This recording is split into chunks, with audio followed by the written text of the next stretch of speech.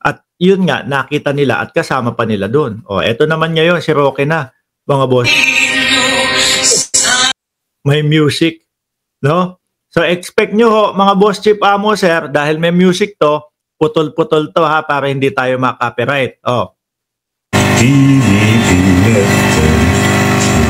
May dayang lumipad. Ibon man, may layang lumipad. Kulungin mo at umiiyak. Ay, naku, Roque. Di ba sinasabi mo naman na wala kang kasalanan? Mukhang nag-e-empake na ho eh. Oh. Di ba sinasabi mo naman kaya mong ipagtanggol yung sarili mo? Dalin mo yung dokumento. No? At patunayan mo na hindi galing sa Pogo yung iyong mga kaperahan. Eh, napakasimple lang naman yun. Kung talagang yung dokumento na yun ang makakapagpalaya sa'yo, ilalabas ko agad yun. Kung ako ho, mga bossing, 100% ako doon sa dokumento ko at doon sa mga katibayan na eto po, pinagbili ko to, eto, ganito, ganyan. Kaya ang dami pong perang pumasok sa account ko. Baka po sabihin ko, kailan po next hearing? Sabihin, next week. Pwede po ba? Extend na lang tayo ngayong araw. Ang gagawin ko po, uuwi ako, tapos babalik ho ako agad. No? Dala ko na yung dokumento para tapos na ho ito. Ganun lang naman yun. Pero ang inilalaban niya, hindi daw dapat hingin yung dokumento. Siya nagyabang nun eh. Sabi niya, dadalin niya eh. Ngayon ay ayaw niya nang ipakita. Baka kasi sasabit. No, si Roque napahamak dahil sa Pogo at Pogi, sabi ni Magnate o Magnate. Tuloy. Kulungin mo at umiiyak. Ako, parang make-up, parang yung salamin ni Roque, parang dyan siya nagme-make-up Hindi, syempre yung kayo naman, sasabihin nyo na naman bading si Roque. Hindi. Kasi yung mga kilalang mga personalidad hindi lalabas yan ng mga walang foundation. Ayan, si Robin Padilla. Diba? Kahit konti, may foundation yan. Dahil mga ta-artists, mga malalaking personalidad yan, gusto nila maayos yung itsura nila sa tao. Hindi yun talagang magme-makeup ng todo. Tuloy. Roque, iyak!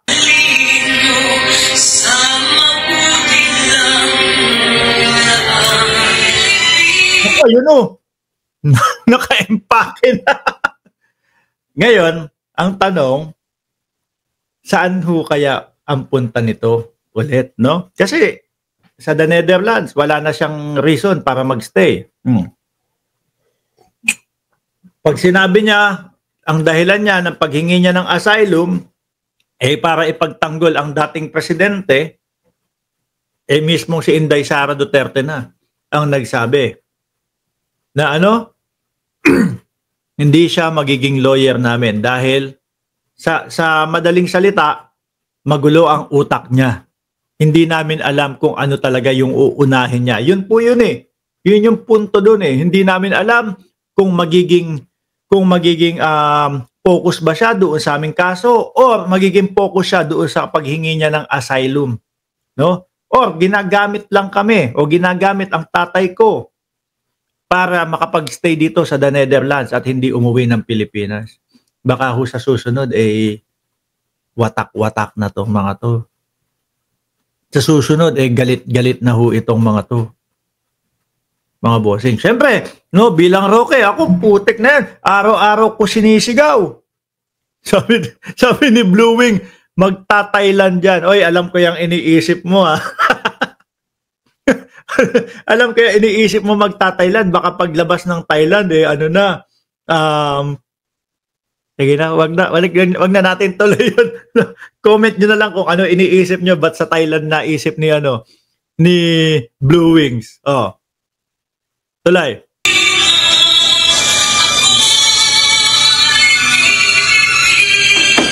Pilipino.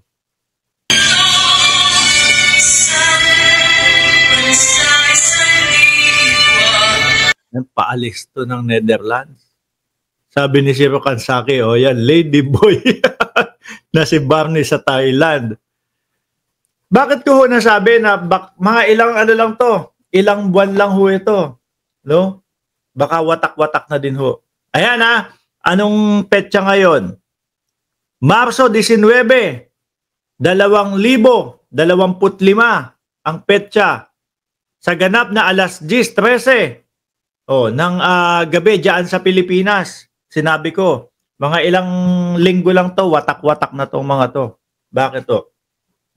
Ikaw ba naman araw-araw mong sabihin, ako po ang maglo-lawyer kay dating Pangulong Duterte.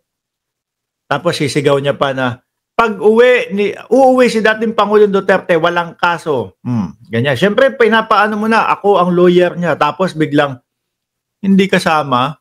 No? Tapos, yung tipo bang, siguro, paano niya kaila BP Sara, ano ako dyan sa ICC, malakas ako dyan, o kung sali ako dyan sa ICC. Tapos, wala, tablado. Hindi naman pala ubra. Di ba? Siyempre, magkakaroon ng hinanakit dyan si Roque. Lagi ko sinasabi, ganun. Tapos, ngayon, dahil lang humihingi ako ng asylum, pinag-isipan nyo na ako na hindi ko pupukusan yung kaso ng dating Pangulo. Siguro, biglang papasok sa isip ni Roque, flashback, no? Dahil ngayon, tinanggihan ninyo na ako ay mag-lawyer kay Pangulong Duterte, dating Pangulo. Sige, uuwi na ako ng Pilipinas. Ipapaliwanag ko lahat. Itong sa itong sa pogo ko. Tapos, iiwanan ko na din kayo. Bahala na kayo dyan. Baka ganyan ho ang mangyari dyan sa mga yan. Diba, boss?